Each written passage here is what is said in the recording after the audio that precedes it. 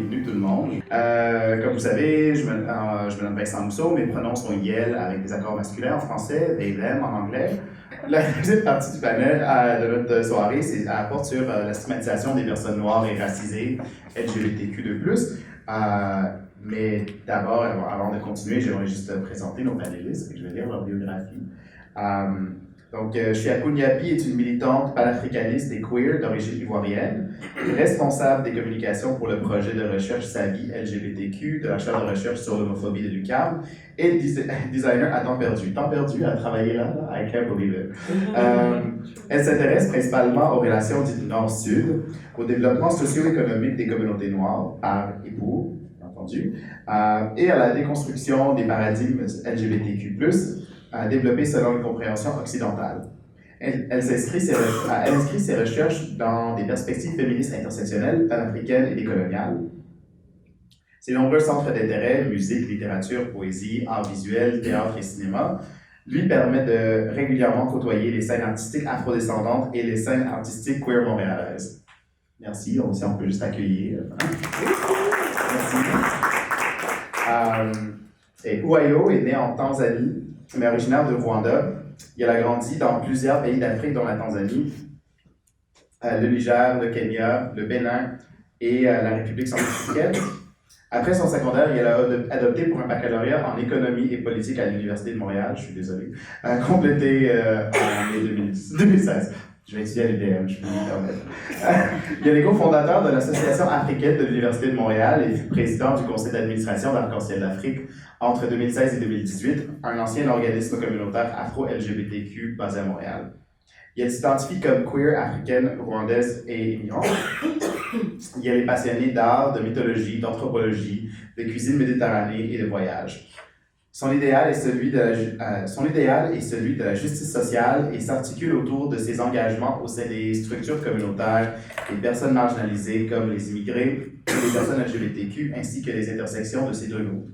Elle s'intéresse de plus en plus à la déconstruction des traumatismes et des microagressions subies par les immigrés et les personnes racisées. Son domaine d'expertise dans ses engagements est la communication, soit-elle par les réseaux sociaux, à travers l'événementiel ou la formation, ainsi que par la diversité de la sexualité et l'identité de genre dans les sociétés précoloniales africaines. Je vous prie d'accueillir Uwayo. Donc, sans plus tarder, on va vraiment sauter là-dedans. On commence en parlant des différentes formes de stigmatisation que subissent les personnes noires et racisées LGBTQ+. Imagine qu'on ne parlait pas à une salle moitié de personnes noires, puis comme si on expliquait ça à des personnes blanches qui n'avaient aucune... C'est pas raciste. Let's go! Tout juste avant de rentrer dans ce sujet-là particulièrement, je voulais juste faire un petit retour sur une question qui avait été posée dans le panel précédent, une question en commentaire, par rapport justement à, entre autres, l'homophobie dans les communautés racisées, notamment dans les communautés noires.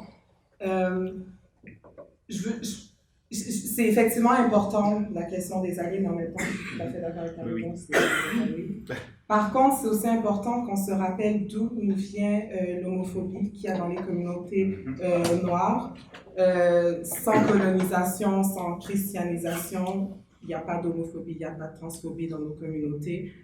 Lorsqu'on regarde aux communautés traditionnelles, justement, c'est entre autres pour ça que je m'intéresse beaucoup à la déconstruction des identités LGBTQ, puis à plutôt voir dans les sociétés africaines traditionnelles. Et lorsqu'on regarde en Asie, sur l'île de la Tortue ici, dans les communautés latinx également, c'est cette notion d'essence, en fait, de construction du genre qui est vraiment une essence féminine, une essence masculine qui peut cohabiter au sein d'un même corps. Cette notion justement de fluidité de genre, de fluidité de la sexualité, c'était des notions qui étaient acquises, qui sont justement dans les choses qu'on doit déconstruire en tant que communauté noire, qui ramènent au fait qu'on a beaucoup de choses, beaucoup de travail à faire en fait au sein de nos communautés noires.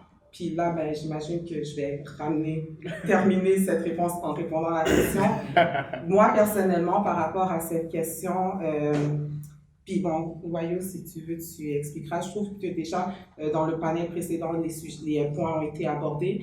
Puis également, je trouve qu'il y a beaucoup de contenu qui a été produit par les personnes racisées, par les personnes noires, par les personnes afro-queer avant. C'est des discussions qu'on a et qu'on a constamment, qu'on recommence à avoir. Il y a des textes, il y a des articles, il y a des blogs, il y a des chaînes YouTube, il y a des pièces de théâtre, il y a des films, il y a des illustrations, il y a des séries photos, il y a toutes sortes de contenus qui parlent, qui l'expliquent. Et il y a aussi quand j'entends cette question-là, il y a un moment où j'ai une fatigue parce que je me dis, en fait, vous entendez pas ou vous voulez tout simplement pas entendre parce que j'ai pas envie de devoir encore répéter. Il y a beaucoup de travail qu'on a à faire. Il y a un moment où justement, si on parle d'alliés, vous devez vous éduquer, vous devez aller chercher le contenu qui est présent, puis vous devez faire le travail, puis faire le travail auprès de vos gens, comme je dis. Des fois, je te à mes amis blancs, je te ben, parlez à vos frères et sœurs en moi, j'ai fini, tu sais. Donc, ces temps-ci, tu veux rajouter, vas-y, fort. Là, j'ai dit ce que je voulais dire. Ouais, c'est ça en fait. Il y a tout en fait. Et c'est très intéressant parce que moi, je suis quelqu'un, j'ai beaucoup de foi dans l'intellect de mes interlocuteurs, tous. Et je sais pas pourquoi, peut-être il faudrait pas. Non, franchement, mais non, il va comprendre, je vais lui dire. Mais ouais, juste 2 points en fait. Premier point, c'est ça, la stigmatisation. Tout en revenant à ce petit cercle qu'on avait tout à l'heure là-bas qui était très dynamique, donc moi j'ai pris des petites notes dans ma tête, let's go, ça me de partout. Dans le sens que, en fait, on parle beaucoup, ouais, on a parlé beaucoup d'alliés là, des dernières minutes, mais il y a aussi, moi je vais, tu sais, les alliés, je leur donne un devoir encore plus loin, parce que je crois en leur intellect, vous voyez, dans le sens que à chaque allié, il faut toujours qu'un allié ou quelqu'un qui se veut rentrer dans cette dynamique d'allié se rappelle de choses de sa position dans la structure systémique de la racialisation. Et je donnais un exemple parce que tout à l'heure, moi j'ai des collègues blancs et récemment où je travaille, on a eu un nouveau garde de sécurité noir. Et moi je suis black coworker, et genre ouais, on a commencé à trop se kiffer, et tout ça, et à être trop amis. Jusqu'à ce que 2 semaines plus tard, il lâche un commentaire super transphobe, super homophobe. Wow. Et là, donc moi, qu'est-ce que j'ai fait? Moi, du coup, j'ai pris mes distances. Et beaucoup de mes amis, collègues blancs alliés sont venus, oh, qu'est-ce qui se passe? Tu n'es plus aussi, tu es distant, tu es fermé à côté de Marc et tout. Et moi, là, dans ma tête, ça a tilté en fait. J'ai fait, mais en un mot, en une phrase, en une interaction, il n'a plus de job, tu vois. Et puis moi, je pense à lui qui est immigrant aussi, qui n'a pas eu de scolarisation au Québec, tu vois. Donc c'est ça. Donc, il y a toujours une socialisation dans l'homophobie internalisée, la transphobie internalisée. C'est-à-dire que, tu sais, si toi tu es Montréalais, blanc, et que tu as grandi à Westmount ou même à aller, on va dire, NDG, et que tu as été baigné dans ce Canada ou ce Québec très droit LGBT, mariage pour tous et tout ça, et que pour toi c'est une donne, quand tu vas essayer de peut-être rentrer dans une conversation avec une personne qui, de par son historique d'immigration, de colonisation, d'esclavage, de colorisme et tout ça, est homophobe ou transphobe, je pense que pour beaucoup d'alliés, il faut le prendre en considération aussi, parce que mettre une personne sur un banc d'accusés très rapidement, très facilement, il y a des strates, il faut qu'on acknowledge, qu'on reconnaisse ces strates. Je pense en fait qu'on rentre dans une dynamique qui est vraiment intéressante là-dedans. C'est en fait souvent on voit l'approche qui est prise par des communautés blanches, à prédominance blanche, les organismes communautaires et tout, en interagissant avec nos communautés, se voient comme étant des sauveteurs un peu. C'est on va vous sauver de vos communautés franchement homophobes et transphobes. On est là pour vous accueillir. De un, ils font le travail pour travailler le racisme au sein de leur communauté, fait que ça continue à être perpétué puis ça cause des problèmes. Fait que déjà à la base, c'est pas bon, fait que c'est pas un espace qui est accueillant pour nous, mais en plus, être noir, ça fait partie de nos identités, tu sais, nos cultures sont importantes pour nous, tu sais. Fait que de reconnaître ça, puis de vraiment, de commencer à dénigrer ça dans votre travail d'allié, c'est pas pertinent, c'est pas pratique, en fait. Ça nuit à ce que vous pensez être en train de faire, tu sais. Fait que je pense que c'est important de réfléchir là-dedans, puis qu'est-ce que ça donne l'impression aussi de considérer les communautés noires comme étant homophobes, forcément. Tu sais, comme je disais, je lisais une recherche, je lisais des statistiques d'une recherche tantôt où on parlait des statistiques et des personnes qui disaient les gars noirs fétichisent et tout, mais cette même étude-là, on parlait de l'homonégativité au sein des communautés ethnoculturelles, des perceptions que les gens avaient de ça. Mais je pense souvent, on a tendance à dire, ben là, c'est ça, les statistiques nous démontrent que ces communautés-là sont homophobes et transphobes et c'est tout. Mais en fait, ce qui était intéressant, c'est qu'une citation qui est ressortie de ça était vraiment cool. C'était, ce que j'entendais souvent, c'est que les Noirs sont homophobes, la culture noire est très, très homophobe, et nous, les Blancs, on est l'exemple à suivre pour combattre l'homophobie. Moi, ce que ça me fait sentir, c'est que je viens d'une culture homophobe, donc je suis quelqu'un qu'il faut détester. C'est la citation d'une personne qui participait dans la recherche. C'est ça l'impression aussi que ça a aussi de rentrer dans ce mode de sauveteur blanc, de comment on va aller sauver les noirs. Tu sais, c'est ça l'impression que ça donne. Fait que je pense que c'est important de réfléchir là-dedans. Je pense que c'était un commentaire. Non, mais en fait, c'est que ça ramène vraiment à ce qui a été dit au tout début, c'est que en fait, la manière qu'a été construit les identités LGBTQ, la conception, justement, bon, ça ramène un peu quand même dans les stigmas, mais c'est justement lorsqu'on parle de stigma, de défis pour des personnes noires queer, c'est qu'il y a plusieurs, déjà, on a construit la queerness, les identités LGBTQ autour des personnes blanches, autour très rapidement, même si le mouvement LGBTQ, entre autres, a été démarré par des femmes trans noires, des femmes trans latinx, très rapidement a été récupéré par des hommes blancs gays de la classe moyenne qui sont devenus le visage des mouvements des mouvements fierté et autres. Donc, lorsqu'on parle justement de la construction des identités LGBTQ qui sont devenues blanches, lorsqu'on parle des femmes trans, lorsqu'on voit une visibilité des femmes trans, on voit des femmes trans blanches, on voit des personnes non binaires blanches. Donc, toute cette construction fait que, justement, ça tape encore plus dans le fait que la modernité de comprendre la fluidité de genre, de comprendre la fluidité de la sexualité est attribuée aux sociétés blanches, alors qu'en fait, ce sont les sociétés qui sont à la base de la condamnation dans les autres sociétés qui sont maintenant celles qui sont les plus homophobes. Donc, il y a tout cet inversement qui a été fait, puis justement qui fait qu'au final, en tant que personne queer racisée, dans ta communauté, les gens sont comme, ça c'est un truc de blanc. Moi, quand je viens de la Côte d'Ivoire, quand je vais en Côte d'Ivoire et qu'on passe, c'est vous au Canada, là, avec votre histoire de gay, les gays ici, arrêtez comme ça, clac. Ah ouais, non, ça par contre, j'étais énervée, j'écoutais plus parce que bon, je tune out. Mais il y a un moment où ils étaient en train dans ma famille, ils étaient en train de parler, mais tel quartier, ça c'est les lesbiennes qui sont là-bas. J'étais comme, merde, j'ai manqué le nom du quartier. Comme, il y a un quartier au pays, c'est le quartier des lesbiennes, il faut qu'ils en reparlent le jour là, je vais écouter. Mais donc, il y a toute cette construction de comme, ce qui est gay, ce qui est LGBTQ, c'est blanc. Alors que, non, justement, ça l'est pas, ça nous a été amené. Puis ça, je l'ai pas dit aussi, mais non seulement la colonisation, la christianisation, mais genre, c'est un élément que j'aime aussi apporter. Puis désolée, je vais utiliser les termes viol.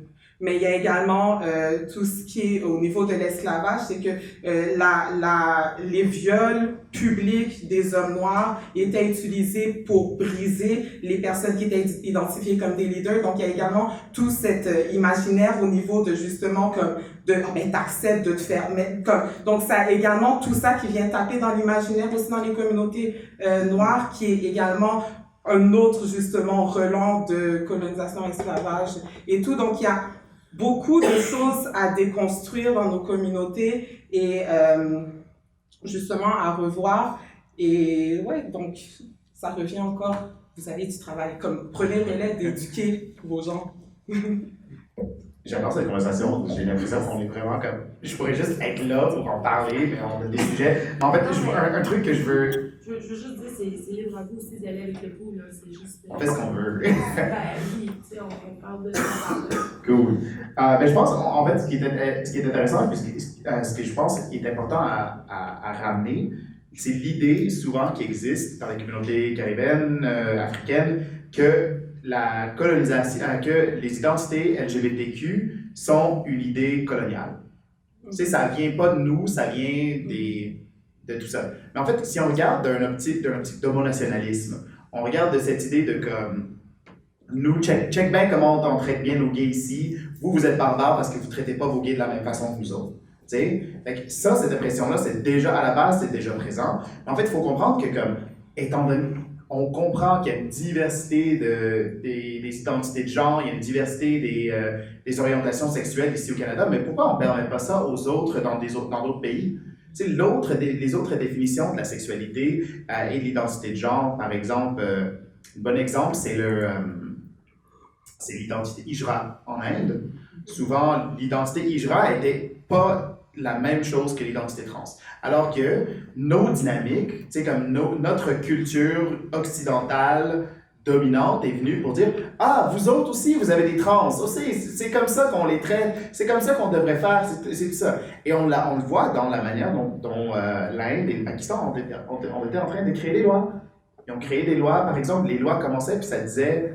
ça parlait de l'identité Hijra. Par exemple, on peut avoir le H comme marqueur de genre. Le E comme marqueur de genre qui signifie unique dans le temps. Là maintenant, tout ce qui est nouveau, qui sort, c'est tout trans.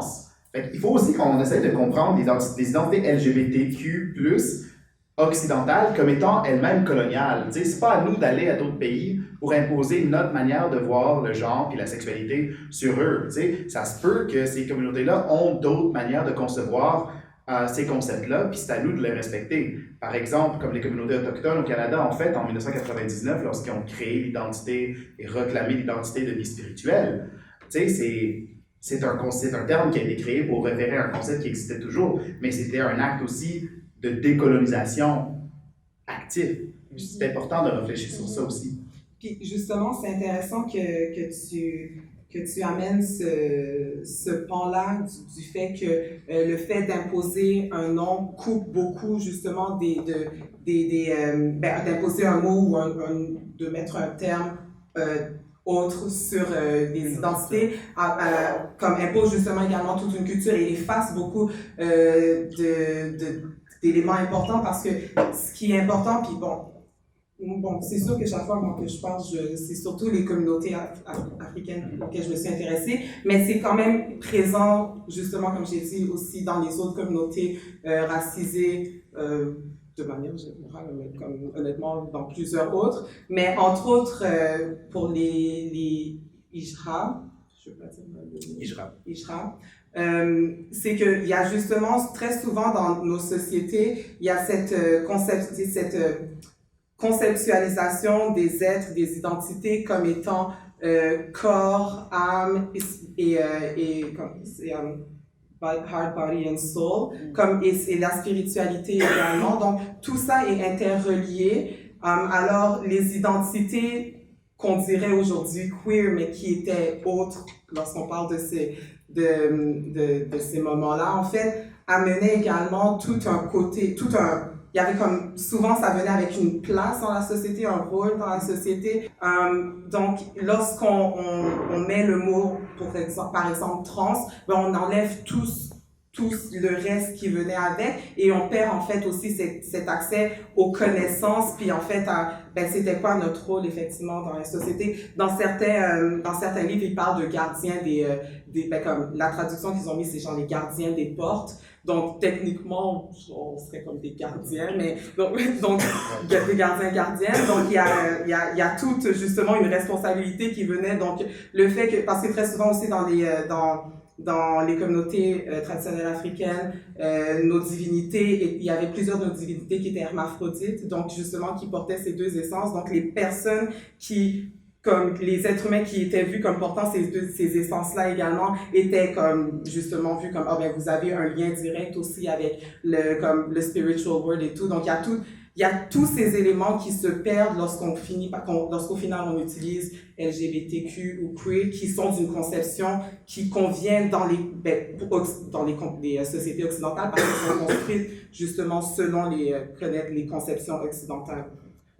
J'adore. Mais bon, pour revenir à mes potes, mes amis,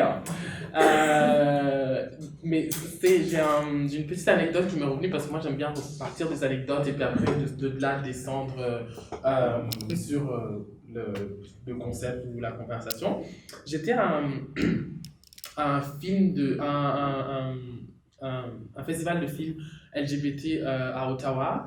Et puis il y avait, avant chaque film, il y a comme quelqu'un de l'organisation qui va venir, qui va présenter le film et puis qui va dire... Et là, ce jour-là, j'étais dans la salle et donc il y a ce member of the board, du conseil d'administration ou whatever, qui est là, qui dit, donc il présente le film et qui dit, oh, nous allons accueillir sur scène... non, la personne a dit un truc...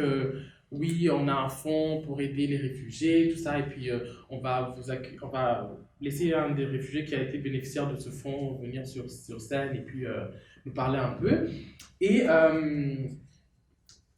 donc, la personne continue à présenter la personne réfugiée et dit oui, cette personne a quitté le Pakistan ou elle vivait des moments effroyables et maintenant la personne est au Canada en sécurité, ils sont super contents et tout. Et là, malaise total en fait. Et parce que ce qui m'a fait d'autant plus mal, ça m'a fait mal, mais ce qui m'a fait d'autant plus mal, c'est la personne effectivement réfugiée qui est venue sur scène et qui a commencé à faire un plaidoyer sur la beauté du Canada et remercier les personnes, remercier les institutions, peut-être même à un moment une banque, je pense. Donc, moi j'étais là, ouh, et là, bah, après ça, tu sais, après une intervention, les gens applaudissent. Et de façon très mécanique, moi, j'ai failli commencer à applaudir et j'avais une personne à côté de moi, une personne noire, queer, qui a attrapé ma main, qui m'a fait juste pour s'opposer à ce geste. Et donc après, je me suis penché un peu comme ça et j'ai remarqué que en fait, c'était un peu des activistes du milieu queer de Ottawa et ils avaient tous attrapé les mains de chaque personne d'à côté parce que parfois applaudir c'est assez mécanique quand tout le monde applaudit. Et donc là, moi, je fais comme ça, et je me rends compte qu'il y a toute une rangée, surtout de personnes noires queer, qui n'applaudissent pas. Et après, toutes les personnes blanches un peu autour ont remarqué un peu. Et à chaque fois qu'il y avait ce genre d'intervention, on n'applaudissait pas. Et je pense que, donc il y a des petites choses comme ça c'était notre manière de le faire. Mais encore une fois, quand on est allié, quand on voit des discours qui démonisent, qui démonisent. Par exemple, moi, je viens du Rwanda, et puis si ça ne se passe pas et puis ça ne s'est pas passé, c'est pas la vérité, mais si j'aime mon pays, j'ai un amour fou pour mon pays, mais si à un moment, d'un point de vue psychologique, d'un point de vue de santé émotionnelle, si je devais être là, applaudir à quelqu'un qui démonise ma culture, mes origines, mes danses, mes plats, tout ce qui fait en fait mon existence avant d'arriver ici, ben c'est pas ça en fait. C'est pas ça. Et donc, qu'une personne vienne de l'Arabie Saoudite, qu'elle soit queer, qu'une personne vienne je sais pas, de la Chine et tout ça, n'allons pas directement vers ce schéma très linéaire et très rapide de comme oh my god, bah, bienvenue au Québec, hein, il était temps, hein, tu sais, genre, c'est sûr que tu vas adorer ça et tout ça, mais et c'est tellement très drôle parce que moi, j'ai habité dans 5 ou 6 ou 7 pays d'Afrique, genre, je m'en souviens même pas, et puis ma soeur était déjà venue commencer son bac à l'UQAM, donc moi aussi c'était un peu programmé que j'arrive à Montréal pour faire mon bac. Et puis c'est oh my god, j'étais malade d'être au Canada, être libre enfin, oh my god. Je savais que j'allais atterrir à Trudeau, que j'allais arriver à Baudry et que j'allais aller au Sky direct. J'avais fait mes recherches, je savais. Et là, j'arrive au Sky, oula, non, c'était pas ça en fait. et ma communauté africaine était beaucoup plus queer. Enfin, c'était une essence plus queer qui m'incorporait que celle que j'idéalisais à l'occidental. Parce que je me rappelle, je suis arrivé au Sky, et moi, directement, moi aussi, on m'a un peu traité d'Oreo de très longtemps. Directement, je suis partie dans la salle à gauche, la salle techno, et là, j'ai fait non. Bah, tu sais, il y a du mot, mais je pense c'est à la droite, là, qu'est-ce que tu fais? Non, mais à un moment, vous avez une partie de ma vie où j'étais une personne noire qui aimait de la techno, ça existe aussi. Mais ça passait pas en fait. J'étais là, non, quelque chose se passe pas. Et voilà en fait. Et du coup, là, moi qui ai passé mon temps à dire, oh putain, j'en ai marre de vous, moi je me casse au Canada, nanana, à mes amis du lycée, mes amis du quartier, tout ça. Moi, je suis oh mon Dieu, j'ai tellement envie d'être dans mon petit bar. Où je twerkais, mais avec, tu vois, mais bon, je faisais un peu la scène et tout ça, mais il y a une communescence, tu vois, où là, il n'y avait pas de, comment on appelle ça, il y avait pas, j'avais pas à me soucier de cette strate de race, en fait, tu vois. Ouais, il y a quelqu'un qui va me faire un, tu sais, il y a une petite brimade, un petit commentaire et tout ça, whatever, mais, tu sais, moi, c'est tellement drôle, et franchement, prenez-le en note, j'ai habité dans 7 ou 6 pays africains. Et ma première grosse expérience raciste et homophobe, les deux d'ailleurs, c'était à Montréal. Donc ça fait réfléchir, tu vois, et c'était à la sortie d'un club, 3h du matin, les 2 fois. Tu sais, quand j'habitais en Afrique, on n'a jamais fait de référence à la puissance de mon sexe magique et tout ça. Et ici, il n'y a que ça. Donc c'était toute une désillusion que moi-même, je me suis amené à déconstruire, que chaque personne qui s'invite à être alliée doit déconstruire et tout. Les identités et les parcours identitaires et les sont multiples et diverses. Et le pire qu'on puisse faire, c'est genre mettre quelqu'un dans une case à cause d'où il vient et comment il est. En fait, ça tombe bien parce que la prochaine question était sur si vous pouviez partager des exemples de connaissances, de vécu personnel. Fait que voici. Si ça tombe, sinon, on pense à autre chose. En fait, juste avant sur ce que Wayo disait, je voulais juste faire. C'est drôle, j'aime pas cette expression. Je voulais faire du pouce sur ce que Wayo disait par rapport à, justement, de manière générale, les espaces LGBTQ, puis on en a un peu parlé aussi, comme ça s'applique également aux organismes, mais surtout si on parle comme des espaces juste de socialisation, sortir, comme se retrouver, et tout. Juste faites l'expérience de commencer à vous... Puis je pense, justement, c'est aussi important en tant que de personne qui veut agir en tant qu'allié, de se poser des questions tout le temps, justement, de commencer à observer, les espaces que je fréquente, puis c'est cool, j'en ai plein, je vais sur mon Sky, je suis bien, je Unity, je suis bien et tout. Qui est absent de ces espaces-là? Qui je vois pas? Qui, quand je vois, je peux voir aussi qui sont mal à l'aise ou qui sont Puis aussi, justement, en tant qu'allié, de commencer peut-être à exiger que ces espaces-là prévoient carrément des...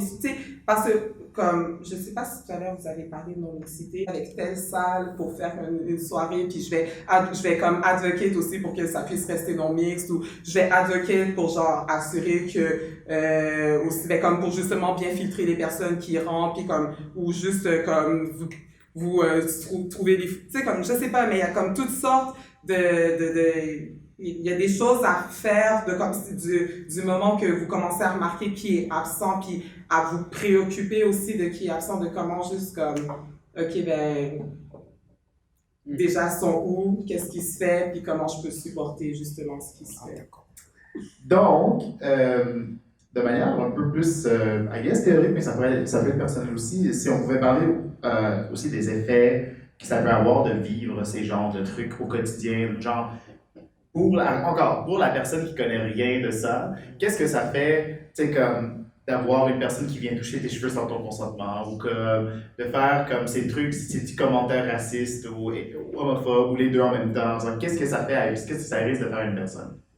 Juste en réponse à ça, si, il n'y a pas grand monde, il y a quelques personnes que je connais, mais comme, si je me lève là, puis que je viens vous battre sur la tête ou que je viens mettre dans votre visage, vous allez trouver ça agréable.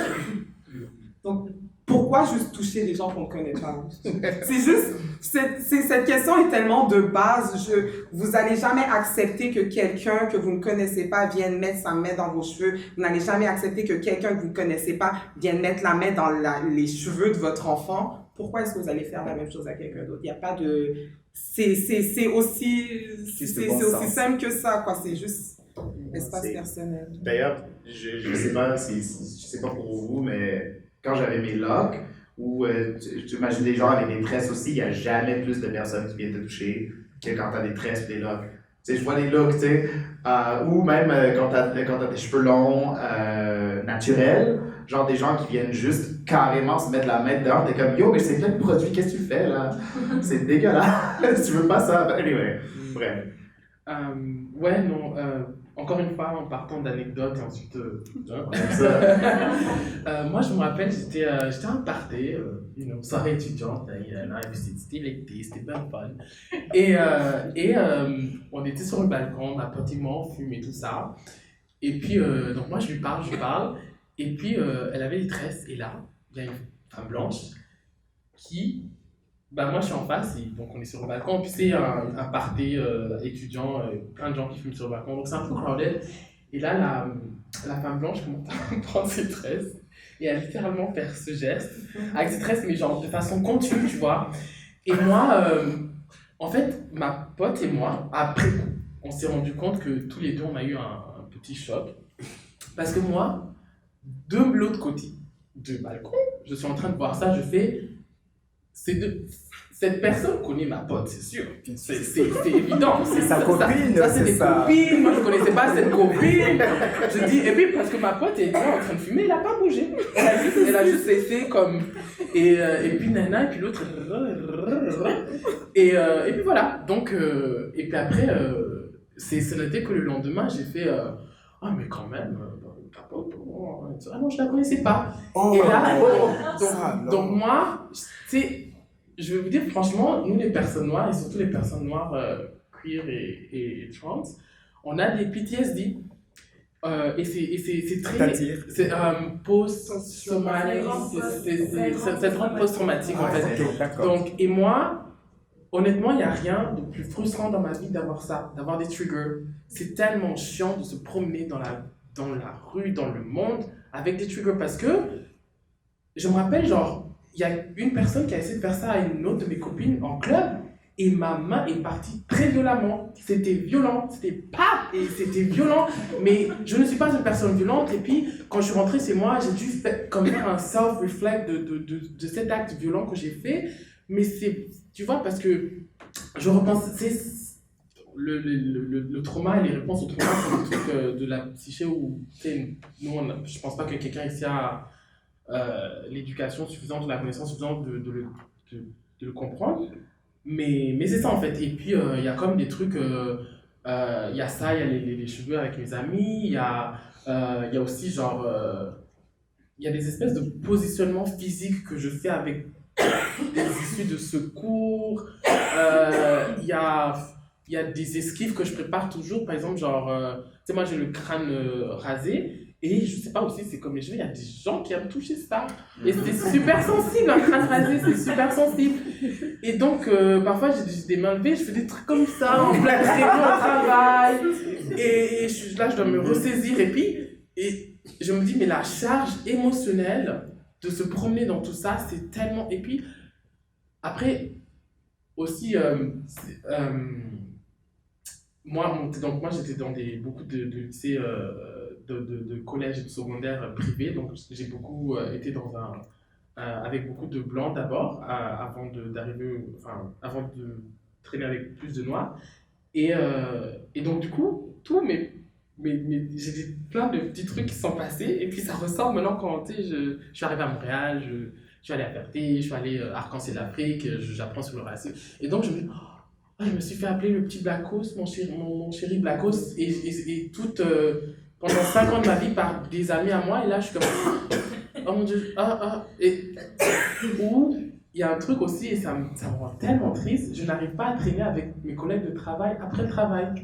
Parce que c'est pas des personnes méchantes, mais c'est juste genre, oh, tu vois, je suis genre, parce que genre, tu sais, j'ai une collègue qui, québécoise, mais elle dit, ah, moi je peux pas sortir avec un Québécois ou un blanc, moi j'aime ça, la mélanine, les autres cultures, nanana.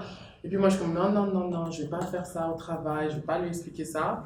Ou, tu sais, de partout, les collègues hommes cisgenres qui font des blagues un peu misogynes, et puis moi je suis comme, je réponds à mes emails. Donc, non, parce que pas de charge émotionnelle au travail, non. Et donc tu vois, tout le monde est... Résolution pour 2020. Non, c'est pas ça. Et puis vu que quand même je suis une personne, je pense, tout le monde, beaucoup de gens disent, je suis une personne gentille, sociale, aimante et tout ça. Ah ben ils sont là, oh tu viens jamais au potluck, tu viens jamais quand on sort ensemble, je dis non, toi, avec de l'alcool, non. C'est un autre truc, tu sais, ça, vivre de façon, et c'est pour ça qu'on parle d'espace non mixte, tu vois, parce que nos sociétés, hors de les zones où on peut les contrôler, ne sont pas mixtes au travail, tu peux pas contrôler, à l'école et tout ça. Donc, à un moment, c'est juste que on n'a pas envie d'avoir on a envie de désactiver nos trigger system en fait. Et juste d'être fou, je peux m'asseoir dans un salon chez ma copine avec que des noirs, je mets mes pieds sur le canapé, je fais une blague, je rigole, et tu vois. Et donc, ouais, c'est ça, je pense, pour comprendre un peu les personnes queer, noires, racistes, il faut aussi comprendre qu'on a tous une espèce de dictionnaire, voilà, de portfolio qu'on se traîne avec, on est en mode traumatisé en fait. Tu sais, je n'avais pas réalisé, mais en fait, mon copain m'avait dit, à un certain moment, on est allé au cocktail de Massimadi, le lancement de Massimadi récemment. Il me parle après, il fait comme, je pense pas que je te vois aussi content que ça, que quand tu es entouré d'autres personnes noires. Je ne l'ai pas réalisé en fait, que ça c'était là pour moi, mais en fait, l'effet, on dirait que c'est tellement. Je réalise pas, mais c'est un poids qui est levé en fait. J'ai pas à m'expliquer, comme je disais dans le dernier panel d'ailleurs, j'ai pas à m'expliquer, j'ai pas à me casser la tête sur si je dis la bonne chose. On peut se permettre de faire des blagues, on peut se permettre de faire ça d'une manière qui est comme pas.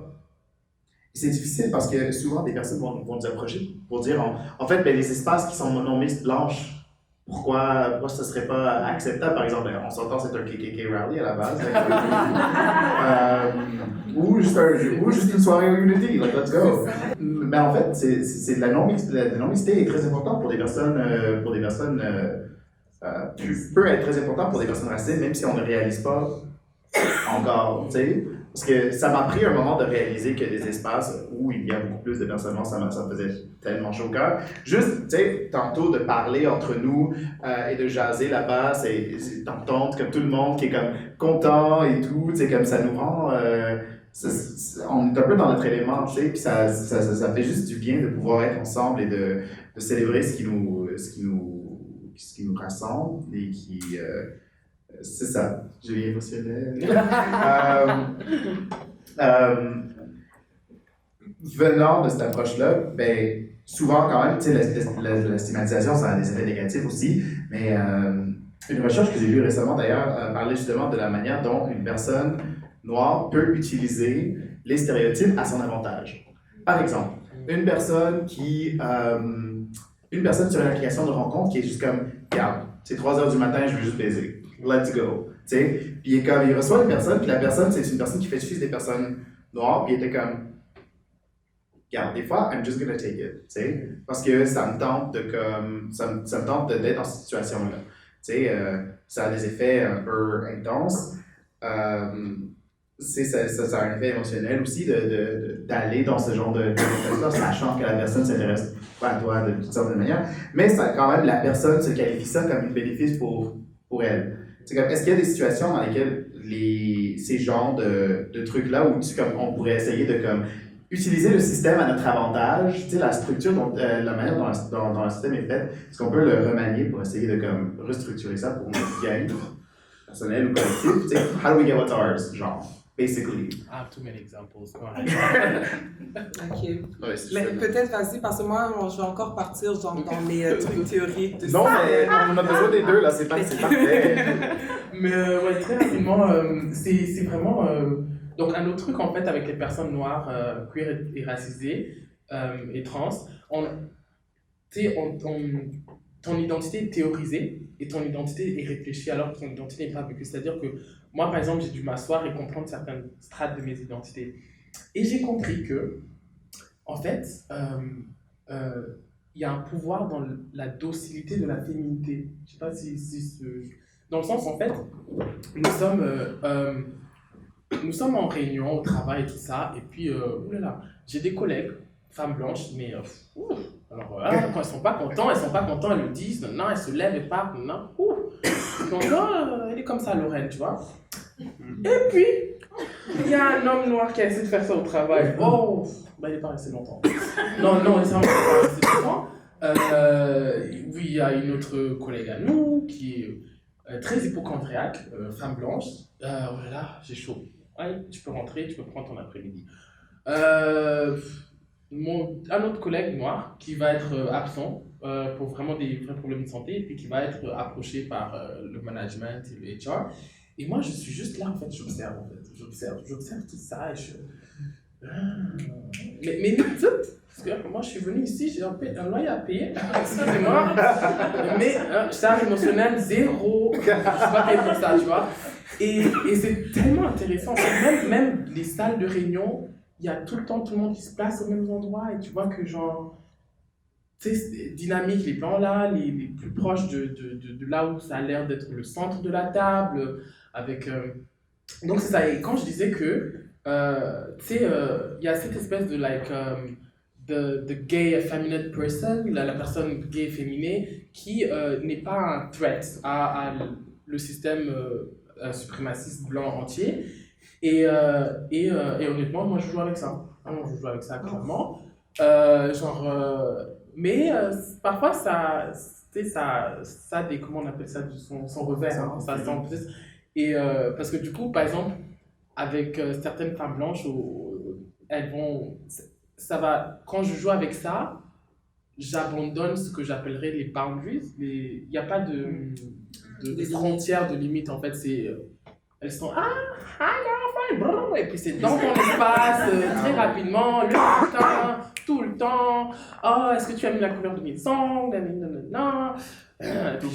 C'est comme, ok, comment tu vois? Et puis après, quand tu essaies de mettre des frontières, ça c'est encore, ça apparaît plus froid parce que venant de toi qui est censé être la personne, c'était moi, je l'entends, je dis mon Dieu. Et puis au travail, j'avais dit un truc, c'était en juin dernier, j'ai dit plus personne ne peut dire Yans, parce qu'à un moment c'était devenu tout le monde, si vous ne faites pas un don à un organisme trans. Alors ouais, il n'y a plus eu de Yans, hein. Il y a eu plus de Yans du tout.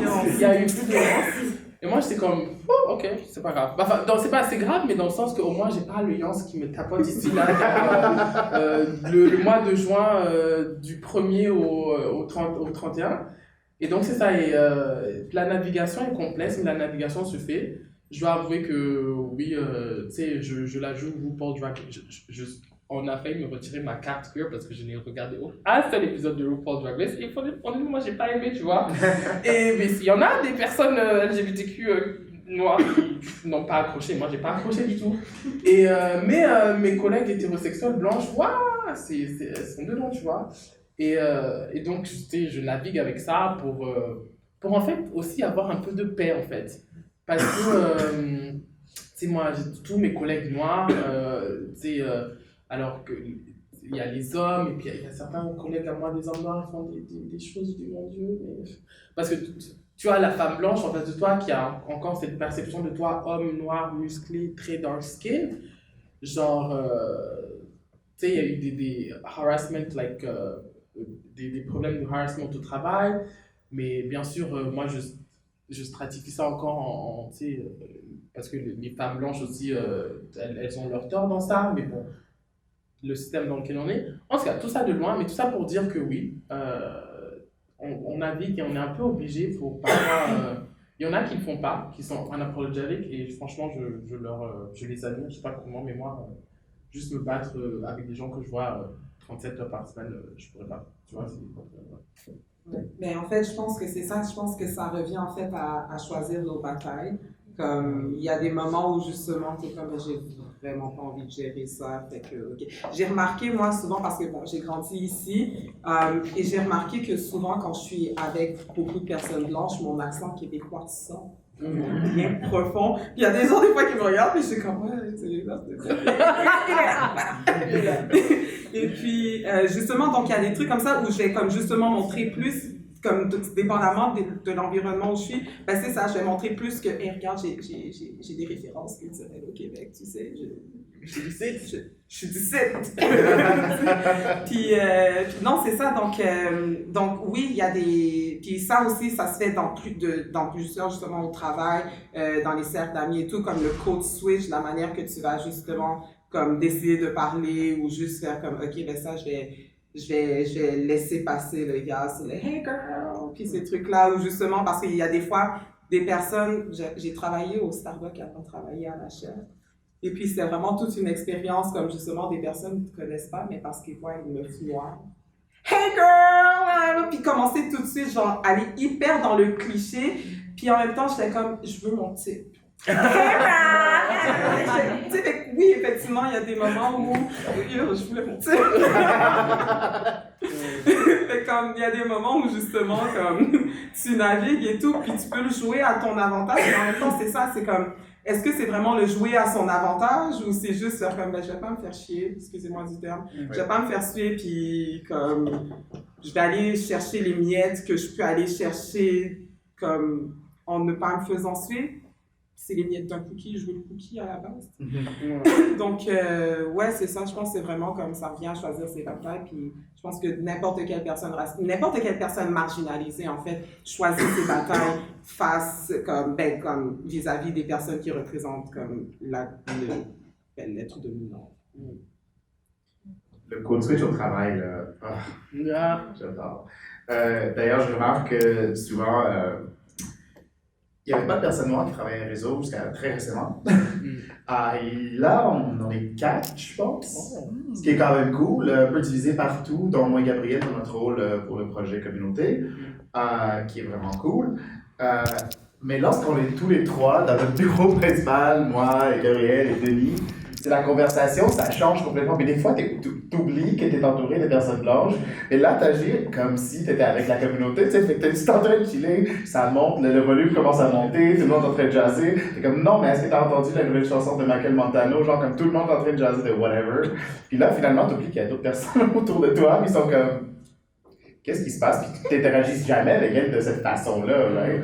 Fait que c'est juste hyper malaisant. Des fois, t'es juste comme, peut-être que j'aurais à faire ça. En même temps, je trouve que c'est intéressant. Je pense que nous trois, en fait, on travaille dans des domaines où, je sais que, par exemple, à ma connaissance personnelle, je me souviens de la chaire de recherche contre l'homophobie qui s'est fait call-out sur Facebook à cause qu'il avait posté une photo dont il y avait uniquement des personnes blanches qui travaillaient là. Problématique. Comme on sait que dans nos communautés, c'est quelque chose qui est présent, mais qu'est-ce qu'on fait pour réclamer ces espaces-là, puis qu'est-ce que ça veut dire pour nous, t'sais? Je réfléchis à ça, je réfléchis au fait que, par exemple, lorsque moi j'ai commencé à travailler pour Réseau, on m'a dit, dans le processus de l'entrevue, j'étais comme, c'est quoi le budget du projet, puis qu'est-ce qu'on fait, puis est-ce que vous avez vraiment l'approche par écho en tête? Parce que sinon, je me casse, over it. Parce que sinon, c'est comme, je veux le travail qui va me permettre de travailler pour la communauté. Quand j'ai travaillé pour le projet du sang à donner, j'étais comme, est-ce que nos participants sont rémunérés? Maintenant, je suis comme, est-ce que les personnes qui participent à notre étude sont rémunérées pour leur temps et l'effort qu'ils nous donnent? Parce que sinon, regarde, non, c'est hyper important pour moi que, we get what's ours de ces mouvements-là qui veulent capitaliser sur nos connaissances, tu sais. Ben, trop souvent, des personnes, on le voit surtout, on le voit avec les communautés trans aussi, c'est la même chose, qu'on est constamment en train d'être recherché. On est toujours en train de monter une recherche qui implique les personnes trans, puis à chaque 6 mois, tu vois un grad student, une étudiante à la maîtrise, qui est en train de faire sa thèse, puis il est son mémoire, puis il est comme « Ah, j'ai besoin de tel nombre de personnes trans pour venir participer à mon étude. » tu sais, sur tel sujet, majoritairement des personnes cis d'ailleurs, ce qui est vraiment weird, qui vont venir parler de ces genres de trucs-là. Mais ces personnes-là, sont-ils rémunérées pour leur temps? Souvent, non, tu sais. Est-ce qu'on est en train de valoriser ces comportements, est-ce qu'on est en train de valoriser les informations qu'on est en train de recueillir de ces communautés-là? Je veux que des personnes noires reçoivent de l'argent pour le travail qu'ils font, puis je veux aussi que le projet soit mené en fonction de leurs opinions. C'est pas à nous d'aller décider comment le projet va se développer, c'est à eux, d'abord et avant tout. Comment est-ce que dans votre travail à vous, vous faites en sorte d'assurer que on challenge la stigmatisation qui nous existe, puis comment est-ce qu'on peut faire pour améliorer le sort de nos communautés au sein de ça? Et dans ça, je veux dire, bien entendu, les communautés noires spécifiquement, mais aussi les communautés racisées de façon plus générale, et aussi les communautés racisées LGBTQ+, 2+. Je trouve ça vraiment intéressant que tu amènes ça. Parce que hier, j'étais dans un autre panel, puis je parlais de ça, en fait, parce que ça s'applique justement dans le milieu LGBTQ, ça s'applique dans le milieu des arts, ça s'applique dans le milieu de la recherche, dans le milieu académique. Basically, en fait, les personnes marginalisées, comme il y a un truc, en fait, comment justement intégrer, en fait, c'est déjà de reconnaître que les personnes marginalisées, donc ça inclut personnes noires, tous les groupes marginalisés, se pensent, se créent, se racontent, puis s'étudient d'une certaine manière elles-mêmes, s'organisent elles-mêmes. Puis une fois qu'on a reconnu ça, moi, j'avoue que j'adopte de plus en plus la position plutôt que d'essayer de se battre pour avoir une place, pour avoir justement des miettes d'un cookie qu'à la base, on ne veut pas vraiment nous donner, mais que parce qu'on va avoir des quotas, parce que, bon, justement, on en parle de plus en plus, il y a de plus en plus de financement qui est offert parce qu'on en parle. Donc là, on va aller chercher, fait qu'on va en parler, mais c'est plus à poudre aux yeux. Donc, parce que justement, c'est plutôt ce qu'on constate, puis qu'au final, on voit des postes se créer pour la diversité ou moi, en plus, je savais que tu as parlé de la chaire. Comme, la chaire, il y a un travail qui s'est fait, je suis un peu dans une bulle, mais je remarque quand même que je suis la token de service, en fait. À part moi, il n'y a pas de personnes racisées, puis il n'y a pas de personnes racisées qui sont engagées, sauf sur des postes pour personnes racisées. Donc, un moment, quand on constate ça, je suis comme, bon, c'est bon, vous avez eu votre noir, vous faites le travail, oui, c'est vrai, je le vois, mais il y a vraiment encore un gros travail à faire. Donc, et ça, c'est quelque chose qu'on voit dans plusieurs organisations, ben justement comme à majoritaire, ben comme qui sont institutionnalisées, installées et tout, qui sont justement blanches souvent. C'est que justement il y a cet espace qui va être créé sans vraiment avoir le travail qui se fait avec, de se déconstruire puis effectivement justement comme se décoloniser aussi dans nos manières.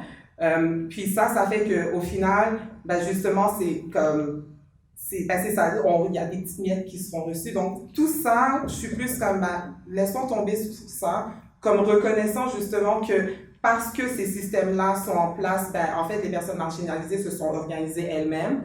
Donc, plutôt que d'aller appliquer sur telle subvention de diversité, je vais faire le choix intentionnel d'envoyer l'information en fait aux organisations que j'ai reconnues ou aux groupes que j'ai reconnus qui s'organisent plutôt que de prendre puis ensuite chercher comment je vais faire, comme il y a des gens qui le font.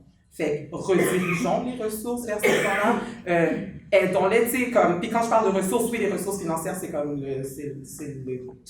le combat de tout le monde, genre. Fait que les ressources financières, mais aussi les ressources comme, tu sais, je veux dire, les ressources comme humaines, tu sais, vous avez des personnes, justement, comme les organisations et tout, ont des personnes qui travaillent sur chercher des subventions, ont des personnes qui travaillent sur faire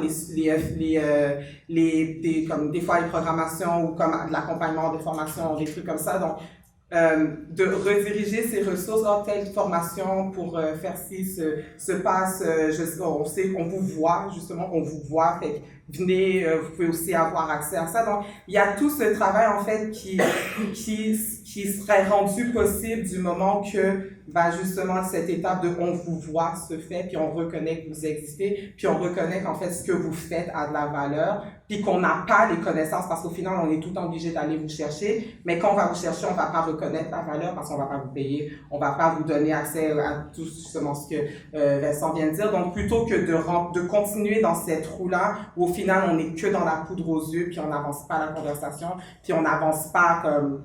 Tu sais, au final, les communautés qui sont concernées se développent pas plus, puis on est toujours dans le même discours de « Ouais, mais on n'arrive pas à aller rejoindre les personnes racisées. Ouais, mais on n'arrive pas à aller rejoindre les personnes en situation d'handicap. Ouais, mais c'est parce que tu l'as pas comme on l'a. On voit. Tout simplement, on voit. On va s'en occuper. On va te les rejoindre les personnes. » Donc, je pense qu'il y a ça, en fait, qui doit être fait. C'est de reconnaître qu'on existe, puis de reconnaître la valeur, puis justement, une fois que c'est fait, ben, de travailler en mode biopartage de ressources parce qu'on les a justement établis. On va utiliser le fait que ben justement, pour s'appliquer sur cette subvention-là, il faut que tu sois un organisme établi depuis 2 ans, 3 ans, il faut que tu sois enregistré, il faut que tu aies ci. Bon, on sait que vous ne l'avez pas parce qu'on connaît les dynamiques qui font que les groupes marginalisés ont des struggles à faire survivre leur organisation. Donc, ben, on va utiliser le fait que nous, on l'a, mais je sais pas, on s'est signé un contrat avant que tout ce qu'on reçoit de ça vous est versé directement. On n'a rien à dire. Parfait, ok, pas de problème, merci. Là, tu viens d'utiliser ta position de pouvoir, tu viens d'utiliser l'accès que tu as à tes ressources pour effectivement avoir un impact réel sans ensuite devoir aller chercher comment je vais rejoindre les personnes racisées. Ouais. Dis, mais c'est drôle, à chaque fois j'ai des petites anecdotes. Hein. Mais c'est assez intéressant parce que j'étais à l'université et tout, et puis c'est vraiment quand je suis arrivé à l'université, question de genre, question de race, tout mon environnement en parlait et tout. Et là on avait un étudiant très précis, très hétéro, blanc en échange d'Europe. Et franchement, honnêtement, lui, il écoutait beaucoup. Hein. Franchement, il écoutait. C'est pas le genre, non, en fait, non, il écoutait. Et là, bref, on est restés en contact et tout. Bah, parce que, tu sais, dans notre groupe, c'était question de traits de genre féminisme intersectionnel, queer racisé. Donc, ça chauffait, c'était dans les années 2012, 2013 et tout ça. Et puis là, il rentre en Europe et tout, et puis il fait sa maîtrise et tout ça. Et il nous envoie un message groupé à notre au groupe d'amis et tout, il nous fait c'est tellement drôle. Là, il nous envoie en fait son projet de mémoire de maîtrise en fait. Et son projet de mémoire de maîtrise, c'était genre la masculinité toxique dans les institutions internationales. Et il a fait un gros pavé de mémoire là-dessus. Il a parlé de Poutine, de Sarkozy, de Bush, de Trump, comment ça influe, comment la masculinité influe sur les relations internationales, mondiales, les guerres et tout ça. Et puis aujourd'hui, il travaille dans une super grande institution européenne et je ne peux même pas imaginer son salaire du coup. Et moi, toi là, tu nous écoutais, hein, quand on était là-bas, tu nous écoutais les queer femmes trans, les queer femmes, tu nous écoutais, tu allais écrire là. Et maintenant, tu es là à Bruxelles, bien. Hein. En tout cas. Donc c'est ça, et c'est pour revenir au point de Chakoun, c'est qu'honnêtement, il y a une grande connaissance dans les communautés racisées qui est juste là et qui n'est pas assez reconnue, qui n'est pas assez, on ne donne pas suffisamment de valeur, ce qui est dommage. Et moi, dans mon parcours militant à Montréal, j'ai comme eu deux phases en fait. C'était, il y avait une phase où j'étais comme, oh, ils nous écoutent. Ah bon? Ok, allons-y. Et puis après, je suis allée. Après, je dis, oula, tu vois. C'était très. Donc, c'était, oh, ils nous écoutent, mais tout est déjà en place, en fait. Mais donc, il n'y a pas de. On ne va pas reformer, en fait. Tout est là, mais en fait, on veut vous écouter. Tu vois, oh, ouais, intéressant. Oh, super intéressant. Merci d'être venu et tout ça. Et puis voilà. Et puis, c'est tout. Après, c'est comme, ok. Mais là, je sens, mais c'est encore à travailler à de plus en plus de choses qui se passent. Bon, après, il y a eu un petit couac où il y a eu beaucoup de tokenisation aussi. Donc, ouais, on met quelqu'un de l'avant, mais genre, Il y a plein de projets où, par exemple, il y avait plein de femmes trans noires qui étaient mises de l'avant. Mais après, si tu fais des recherches, si tu es dans le milieu, tu sais que cette femme trans, des mois plus tard, elle est peut-être sans abri, elle n'arrive pas, le loyer, ça va être chose pour elle. Alors que juste avant, waouh, c'était à l'avant de toutes les affiches, et tout ça. Donc ça, c'était un problème. Et là, de plus en plus, je pense peut-être qu'il y a une conscientisation de plus en plus. Et moi, c'était. Et donc, du coup, pour conclure à ça, j'ai reçu un DM récemment j'espère que la personne n'est pas dans la salle, d'une personne qui voulait faire une autre recherche sur les personnes trans et queer racisées à l'Université de Montréal, nanana. Et donc, un temps qui n'était pas rémunéré, et donc j'ai juste lâché un vu en fait. Moi, je fais pas ça d'habitude, tu vois. Je suis pas comme ça. Et j'ai fait, oh non, je fais pas. Et la personne m'a relancé et j'ai toujours pas répondu, mais en fait, parce que voilà, j'en ai trop fait en fait. Tu sais, dans ma première vague où il y avait une espèce d'ouverture, surtout avec Black Lives Matter, il y avait une première ouverture où allez, on allait partout de façon très volontaire, gratuite, draining émotionnel, parler de tout ça. Et pas de résultats concrets. Et puis là, j'ai fait, ah non, il n'y a pas quelqu'un d'autre qui va prendre une connaissance, qui va aller se faire une maîtrise et puis être, je ne sais pas où, à Ottawa ou à Bruxelles, à être payé beaucoup là. Et puis moi, je suis là. Non. Trop vrai. J'avais plusieurs idées qui me sont venues en tête. J'avais écrit, c'était un mess ici dans mes notes. L'idée de consultation, justement, que tu mentionnais, ça me rappelait un peu, en fait, de la position du gouvernement du Canada présentement dans les conversations avec les Wet'suwet'en en Colombie-Britannique. Tu sais. L'idée, c'est qu'on va vous consulter. On n'est pas obligé de vous écouter, on n'est pas obligé de donner de la valeur à ce que vous dites. C'est vraiment juste une consultation qu'on veut faire. On veut vous écouter. Mais à un certain moment, l'écoute n'est pas assez. Il faut qu'on continue, il faut qu'on passe aux actes. Puis c'est ça qui est important dans le truc. Si on écoutait vraiment les communautés autochtones de la nation Wet'suwet'en, le pipeline aurait été mis en pause, la GRC ne serait pas sur leur territoire, point barre. Mais on est en train de commencer à créer un narratif de comme « Ah, les méchants Indiens, je fais des grosses... finger quotes, whatever, à ça, mais tu sais, comme, c'est l'impression qu'on est en train de donner. Mais la réalité, c'est que c'est à nous, on consulte, mais on n'écoute pas. Puis c'est un problème, tu sais. Je reviens aussi sur tes idées de comme les personnes noires qui sont. Je pense, ce que j'ai écrit, c'est que personnes noires et racisées sont souvent reléguées au poste de diversité, ce qu'on voit souvent, tu sais. Personnellement, je trouve que ça dépend.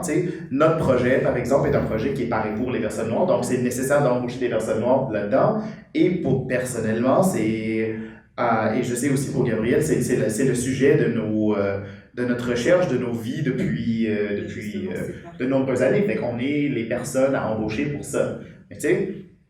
Mais lorsque la seule représentation des personnes racisées dans l'équipe, c'est que dans le poste qui est réservé à la diversité, mais le message que ton organisation est en train de donner à la population, c'est que vous ne méritez pas plus de représentation que juste la diversité. Pourquoi est-ce que le directeur général n'est pas une personne racisée? Pourquoi est-ce que la personne qui gère les finances n'est pas une personne racisée? Moi, j'ai rentré dans des cours, moi j'ai passé dans... Je ne suis pas rentré là-dedans parce que je suis nul à chier en maths, mais j'ai passé devant des cours d'économie et des trucs comme ça, mais il y a plein de personnes racisées là-dedans. Alors pourquoi ils ne sont pas au sein de vos organismes? Ils ont ces intérêts-là pour le communautaire, mais où est-ce que c'est parce que dans nos organismes, on trouve que les personnes racisées sont reléguées pour leur concept de diversité, puis ça vaut seulement ça. Puis malheureusement, souvent, qu'on le veuille ou non, c'est la manière dont on est en train de traiter les gens, puis c'est problématique, c'est vraiment problématique. Une autre chose que j'avais écrit, c'était que c'est important pour nous de encore reconnaître nos identités comme étant transversales, surtout dans le milieu queer et trans. Au sein de nos organismes, si on ne voit pas la manière dont la racisation va affecter son identité en tant que personne LGBTQ, mais nécessairement, on va on va rater une occasion de parler à une certaine partie de la population parce qu'on ne reconnaît pas pleinement son expérience personnelle. Et pour comprendre cette expérience-là personnelle-là, il faut embaucher non seulement une personne en token, mais aussi plusieurs personnes pour pouvoir partager, comme pour avoir une idée de qu'est-ce que c'est, d'arrêter de traiter nos communautés comme étant monolithiques, qu'elles soient plus genre ouvertes et comme ça, et de consulter la communauté d'une façon qui va respecter la valeur qu'il donne. Un truc que je fais souvent, c'est que je donne des conférences et des ateliers aussi, comme vous avez sûrement remarqué. À un moment donné, j'ai donné une conférence pour le gouvernement du Canada. Et j'avais demandé à la personne me demandait c'est quoi votre tarif et tout. J'étais comme, je vais prendre le même montant que votre département a offert à un homme blanc pour faire ce même genre de formation-là, un truc. Ne serait-ce qu'il comptait me payer le tiers de ce qu'il a payé cette personne-là. Mais j'étais comme, non, je vais prendre ce tarif-là, merci. Parce que je sais, c'est nos valeurs, notre travail a une valeur aussi, puis je pense que c'est important de le reconnaître dans cette optique-là. Je voulais remercier nos panélistes parce que je trouve que vous avez apporté des idées absolument formidables. On est un peu dévié de notre direction, mais honnêtement, c'était une conversation tellement stimulante, puis je pense que je vous remercie beaucoup pour vos contributions là-dedans. Si on peut vous donner une bonne main d'œuvre.